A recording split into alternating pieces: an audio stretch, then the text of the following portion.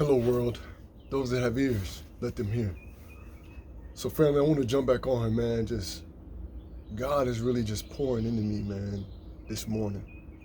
And I'm here working on my laptop, got my blue blockers, but, you know, I made a post a little while ago, and it was basically about, it was titled, What Can Jesus Do For You? And I kind of just talked on the gift of salvation.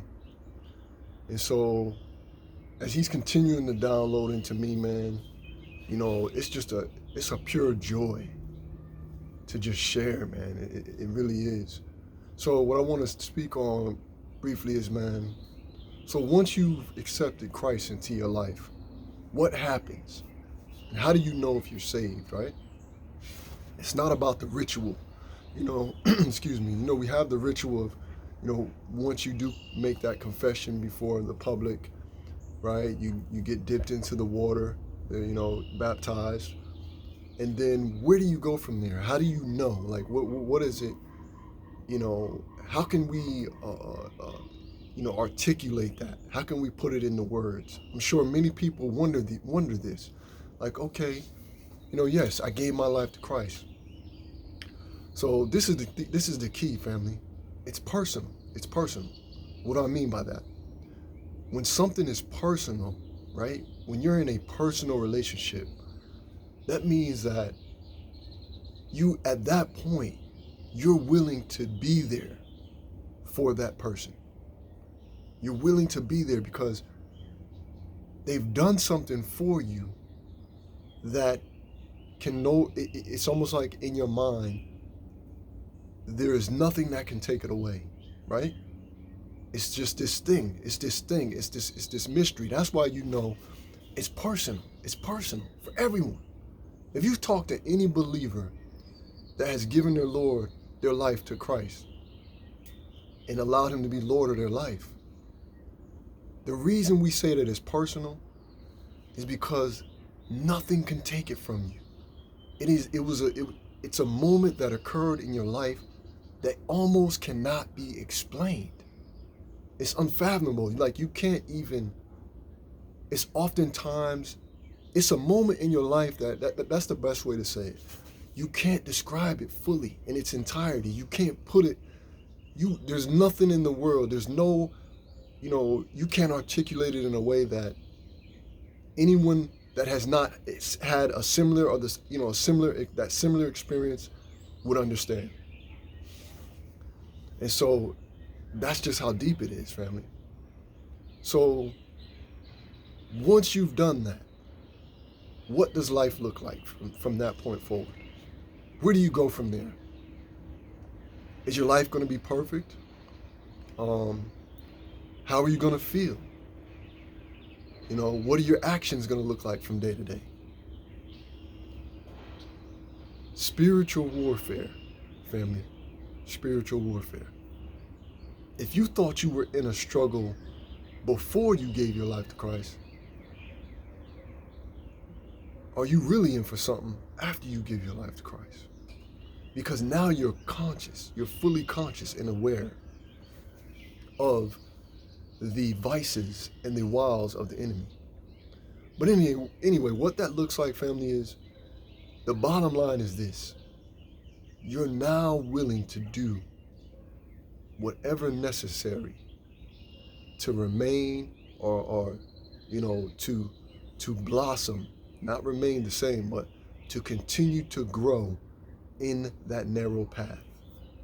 You realize that the patterns of the world are of destruction, right? Wide is the path that leads to destruction. You realize that to be friends with the world, or to be, post tense, to have been friends with the world is to have hatred towards God. So in other words, you realize that the whole time prior to you giving your life to Christ, you had hatred toward God. And you didn't even realize it was almost like an unintentional.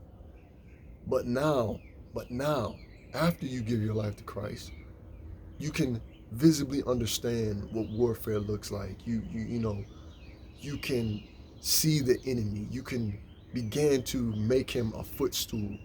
You know, you can begin to tread on serpents and scorpions.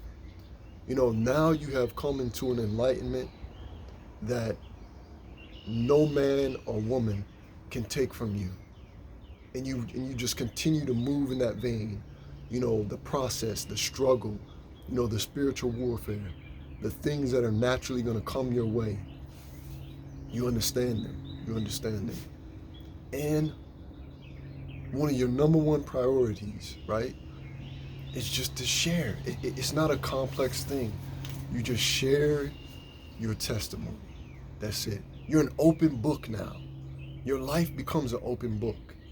You know, that's why the word tells us, you know, share your testimony one with another. Like, your life is an open book. And you don't care what anyone thinks. You don't care what anyone thinks. And you're now making an effort to exude love, joy, peace, just God's grace and mercy out of your soul, out of your soul. You're the voice of reason. You're the light in a dark place. You're just all these things that, and the reason you're like that, family, is because of that one moment. Everything hinges on that one moment. And there's nothing that can take it away from you. And that's why the word tells us, family. Once Christ plucks you out of the world, there is nothing that can separate us from the love of God. In other words, there's nothing that can separate you now. You're there, you're there, you're there. Even in your little moments here and there, your little hiccups, nothing can separate you. Nothing can separate you. And that's just it, man. So it's like once you had that personal encounter, it doesn't matter what goes on in your life from that point forward, family. All you know is, I have a word in my mouth, a testimony to share, and I want to plant seeds that would encourage others to do the same. You share the gospel, that's it. And that's all you could do, is just pour out seeds of righteousness. And that's it. That's it, man. I mean, your testimony is all you need. But that moment, man, that's the key.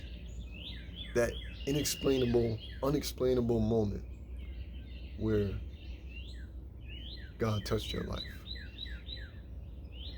Through, you know, I can't speak for everyone else, but it's usually that moment where you were in the Word and you had an encounter with Christ, right? Christ is the Word of God, family. Let me just make that clear.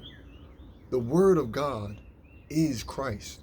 That's why it tells us no one can get to God except through me.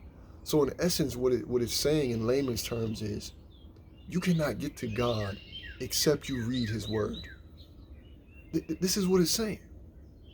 You can't get to God except for you read the Word of God, which in John it tells us the Word of God became flesh and brought the message of salvation. So when you're reading the Word of God and you're listening to a lot of it, of which Christ, and we know obviously, you know, Paul, the Gospels, Matthew, Mark, Luke, John, where Christ is in the mix, you know, and then you have the epistle of Paul. But like, it's the message of salvation is what brings you and draws you, right? It draws you. When you read it, it draws you. You know, methodically read it day in and day out. It draws you, and it draws you, and it draws you. And then unexpectedly, when you least expect it, maybe you're in a dark place, when you least expect it, this moment occurs. You understand? In your psyche, in your mind. And it blows you away. It just consumes you to a degree where you can't doggone explain it. Who doesn't want that? Who doesn't want that? And that's it. From that moment forward, you're running a race. You know? You're running a race. Family, stay blessed, man. I love you. I'm out.